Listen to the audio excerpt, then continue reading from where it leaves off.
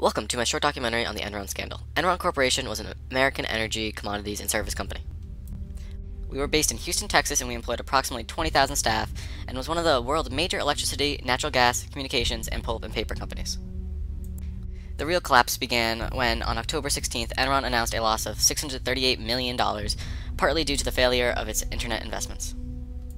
The collapse began on October 22nd when the SEC announced that Enron would be under investigation.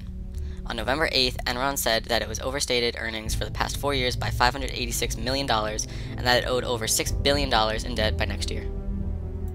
With this news, Enron's stock price took a dive. This drop triggered certain agreements with investors that made it necessary for Enron to repay their money immediately. When Enron could not come up with the cash to repay its creditors, it declared bankruptcy, ending its downfall. In the wake of Enron's collapse, the general public demanded that politicians step up, create, and enforce corporate law. This allowed for the creation of the Sarbanes-Oxley Act of 2002, which is still in effect today.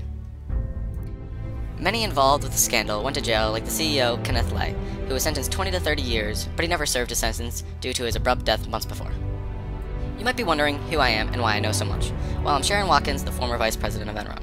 I was considered the whistleblower who helped to uncover the Enron scandal. I alerted the Enron CEO, Kenneth Lay, of the accounting irregularities and financial reports which eventually caused the downfall of Enron. Since then, I have been giving speeches at colleges and management congresses.